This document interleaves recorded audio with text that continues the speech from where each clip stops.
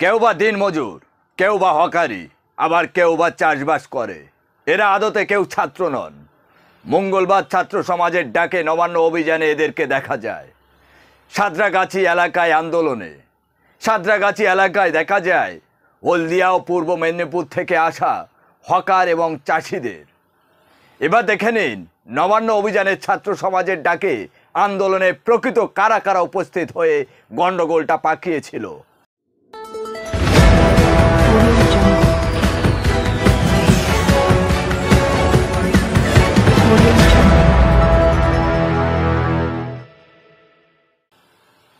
সবাইকে শুভেচ্ছা ও ভালোবাসা জানিয়ে আমি আফতাব হালদার আজ শুরু করছি দেশের খবর।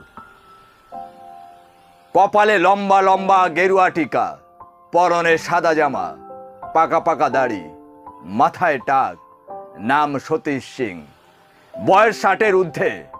মঙ্গলবার ছাত্র সমাজের ডাকে নবান্ন অভিযানে হেস্টিং মোড়ে এমনই এক বয়স্ক নেতৃত্বে স্লোগান শুরু হলো। তিনি স্লোগান দিচ্ছেন, we want justice, we demand justice.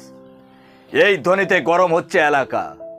সঙ্গে সঙ্গে হেলমেট মাথায়, হাতে ফাইবারের লাঠি ও ঢাল নিয়ে প্রস্তুত পুলিশ। যেন এক যুদ্ধ পরিবেশ। গেরুয়া টিকা পরা ওই লোকটার সঙ্গে 8 থেকে 10 জন লোক আর 3 থেকে 4 জন মহিলারাও রয়েছেন। কিন্তু কাউকে দেখে ছাত্র সমাজ ভাবার কোনো উপায় নেই। যখন প্রশ্ন করা হয়, আপনারা কি ছাত্র, তার উত্তরে জবাব দেয়, তবে কিছুক্ষণ চুপ থাকার পর জবাব দেয়।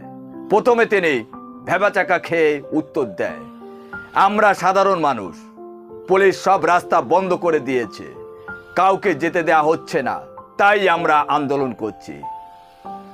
আচ্ছা আপনারা বলুন তো, ওই লোকটার এটা কোনো যুক্তি হলো? শুধু হেস্টিং মোড় নয়, শহরে বিভিন্ন জায়গায় দেখা গেল ছাত্রদের ছদ্মবেশে অশান্তির পাকাতে হাজির ছিল বিভিন্ন বয়সে পুরুষ ও মহিলারা।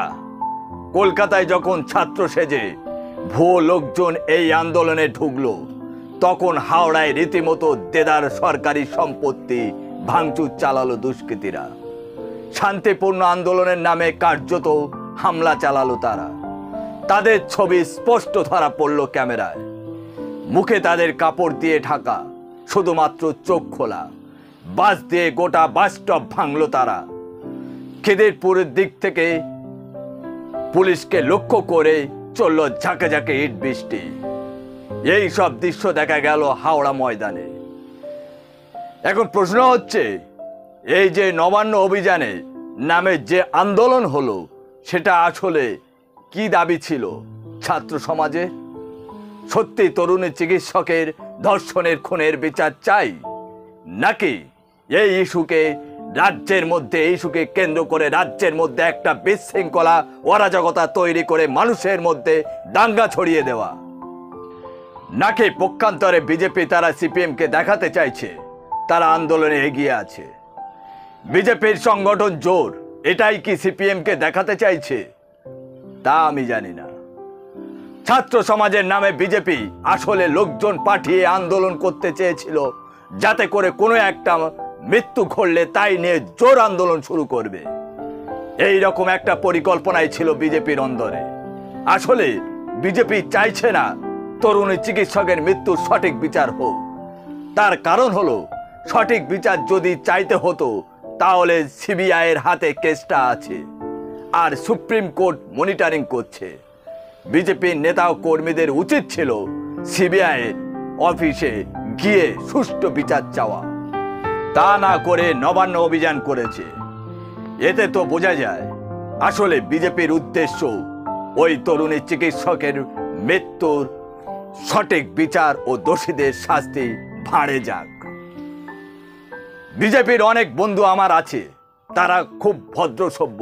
তাদের সঙ্গে কথা বলে আমি জানলাম তারা এই ধরনের ইস্যুকে সামনে রেখে এই ধরনের আন্দোলনকে সমর্থন করেন না।